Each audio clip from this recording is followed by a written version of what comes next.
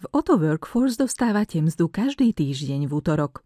Následne v systéme MyOtto dostanete výplatnú pásku.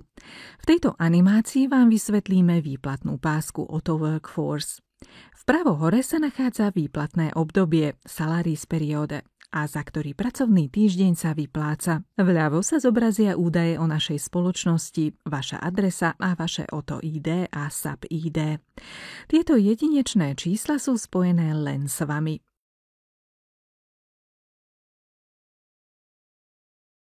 Výpočet mzdy je rozdelený do troch častí. Hrubá mzda, daň zo mzdy a čistá mzda. Výpočet mzdy závisí od kolektívnej zmluvy a pracovných podmienok platných u vášho zadávateľa. Najdôležitejší je pritom počet odpracovaných hodín, hodinová mzda a dohoda o príplatkoch, náhradách a príspevkoch na dopravu. Okrem toho sa musia uplatňovať zákonné podmienky a podmienky ABU-CLA, ako napríklad zákon o zahraničných pracovníkoch, ET-regeling, dôchodok, nemocenské dávky, dovolenka a príspevok na dovolenku. A nakoniec všetky čisté zrážky, napríklad na zdravotné poistenie a za ubytovanie. Pozrime sa najprv na hrubú mzdu. Ide o hrubú mzdu vypočítanú pred uplatnením dane zo mzdy. Hore sa uvádza názov vášho zadávateľa. V ľavom stĺpci sa nachádza opis rôznych zložiek mzdy a vedľa neho celková suma. Každá zložka mzdy sa vypočítava samostatne. Údaje pre výpočet mzdy sú uvedené vpravo. Ide napríklad o počet odpracovaných hodín, hodinovú mzdu či uplatnenú sadzbu. Vďaka tomu si môžete sami skontrolovať, či je výpočet správny. Na hrubú mzdu možno uplatniť zrážku na dôchodkové zabezpečenie STIP a ustanovenia holandského zákona o zahraničných pracovníkoch ET-regeling. Účasť v systéme dôchodkového zabezpečenia STIP sa začína ihneď po nástupe do zamestnania a dovršení 21 rokov. V Otto každý zamestnanec okamžite začína so systémom STIP+.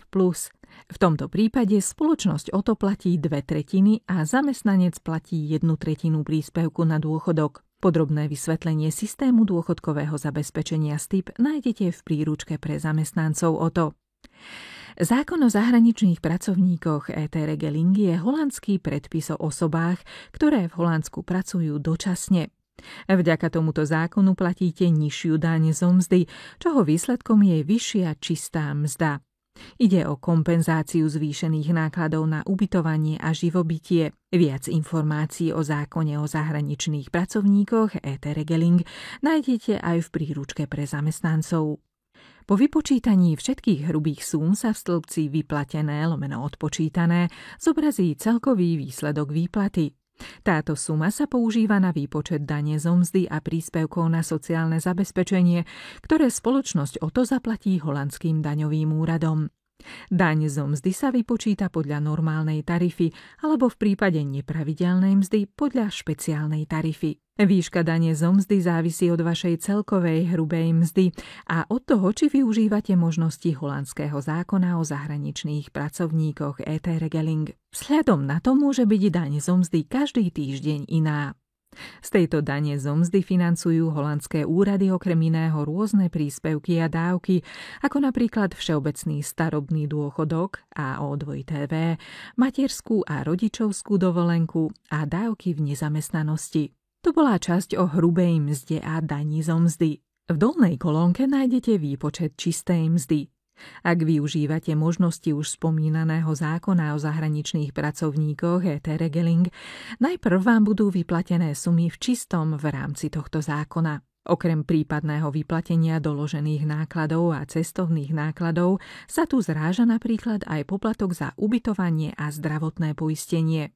Každá zrážka sa uvádza jasne spolu s opisom, pričom v kolónke Basis, základ, si možno pozrieť, o ktorú celkovú sumu ide. Tieto sumy sa potom odpočítajú z vašej mzdy prostredníctvom stĺpca vyplatené odpočítané, pričom sa zohľadní zákonná minimálna mzda a zákonné maximálne zrážky. Ak v dôsledku toho nie je možné vykonať odpočet alebo jeho časť sa zaúčtuje ako pohľadávka. Táto suma je potom uvedená v kolónke pohľadávka zamestnanca s celkovým výsledkom nižšie. Na svojej výplatnej páske nájdete úplne dole celkové sumy za rok. Tu sa sčítavajú všetky sumy, ktoré potrebujete na správne vyplnenie priznania dane z príjmu. Tieto sumy zodpovedajú ročnému výkazu vydávanému každý rok vo februári. Úplne vpravo sa nachádzajú ďalšie informácie v časti prehľady. Tento prehľad zobrazuje dátum začiatku a konca platnosti vašej zmluvy. Uvidíte aj formu zmluvy, fázu ABU a svoje zazmluvnené hodiny, ako aj odpracované hodiny a ostatné hodiny za daný týždeň. Tie určujú prípadné vyplatenie vašich garantovaných hodín. V dolnom riadku sú uvedené údaje o normálnej tarife a percento vašej špeciálnej tarify pre jednorázové platby. V poslednom poli sa uvádza aktuálna minimálna zákonná hodinová mzda v Holandsku. V tejto tabuľke sa uvádza, či ste požiadali o daňový bonus.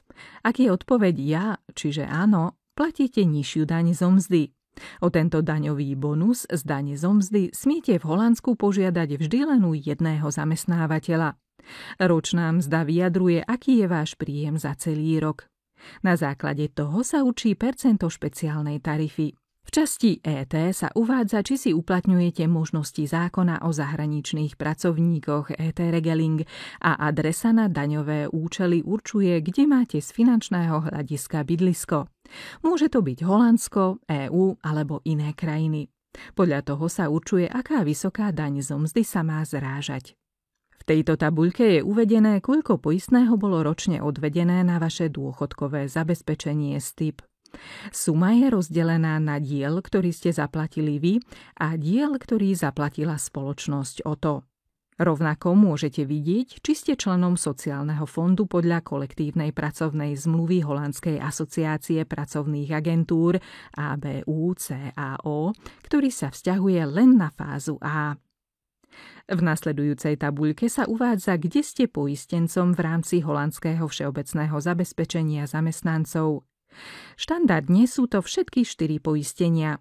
Spoločnosť OTO platí v rámci týchto poistení poistné, ktoré sa okrem iného používa na vyplácanie dávok v nezamestnanosti alebo dlhodobej práceneschopnosti. Ďalej nasleduje tabuľka, v ktorej je uvedené, koľko dní ste odpracovali za dané obdobie a tento rok spolu. Tiež je z nej vidieť, koľko dní ste boli práceneschopní a chorí. V tabuľke zákonné hodiny dovolenky a mimozákonné hodiny dovolenky nad rámec zákona sú uvedené hodiny, na ktoré vám vznikol nárok alebo ktoré ste si vybrali v tomto týždni. Rovnako ako celkový počet hodín dovolenky, ktoré si môžete ešte vyčerpať ako platenú dovolenku. Ak vám na konci zmluvy zostanú nejaké hodiny dovolenky, budú uvedené na poslednom výplatnom páse v pravom stĺpci konečný zostatok. O 4 týždne neskôr dostanete konečné vyúčtovanie týchto hodín spolu s prípadnými konečnými následnými platbami a zrážkami. Posledný prehľad, dlh, PD zamestnanca, vám poskytne prehľad o stave všetkých záväzkov, ktoré ešte musíte zaplatiť spoločnosti OTO. Počiatočný zostatok, či sa znížil alebo zvýšil, a konečný zostatok. Ak máte konečný zostatok, dostanete e-mail so žiadosťou o jeho bezodkladné, úplné alebo čiastkové uhradenie.